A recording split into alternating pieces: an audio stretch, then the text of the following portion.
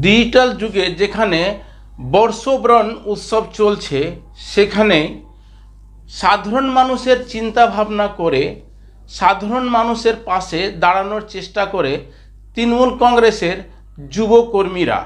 নমস্কার, আমি হরেন্দ্র, আপনারা দেখছেন হর্ষ নিউজ। উত্তর দিনাজপুর কালিয়াগঞ্জের শহর তৃণমূল কংগ্রেসের যুব সভাপতি রাজা ঘোষের উদ্যোগে হাসপাতাল চত্বরে হাসপাতালে ভর্তি হওয়া দুস্থ রোগীদের মধ্যে এবং কালিয়াগঞ্জ শহর জুড়ে দুস্থ মানুষের মধ্যে কম্বল বিতরণ দেওয়ার একটি উদ্যোগ নেওয়া হয়। আপনারা সকলেই জানেন, আমাদের 1 জানুয়ারি তৃণমূল কংগ্রেসের ঐতিহাসিকতম প্রতিষ্ঠাতা দিবস।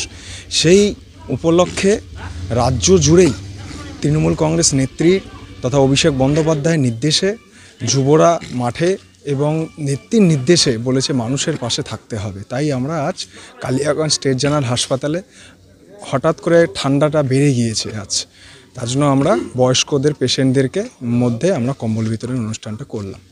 আরও কি কোথাও আপনারা দিবেন? হ্যাঁ, আমরা কালিয়াগঞ্জ জুড়েই দেওয়ার কথা রয়েছে। প্রায় শতাধিক জায়গায় আমরা কম্বল বিতরণ অনুষ্ঠান করব।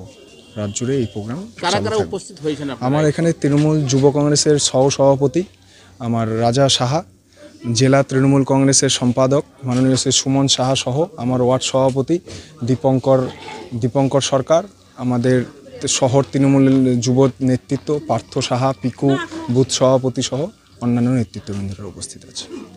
সাধারণ মানুষের চিন্তা ভাবনা করে তৃণমূল কংগ্রেসের সহ যুব সভাপতি রাজা ঘোষের নেতৃত্বে দুস্থ মানুষের পাশে দাঁড়ানোর চেষ্টা করা হয়।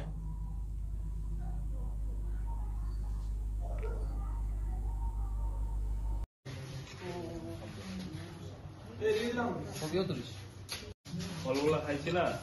হ্যাঁ, ফল খাইছি।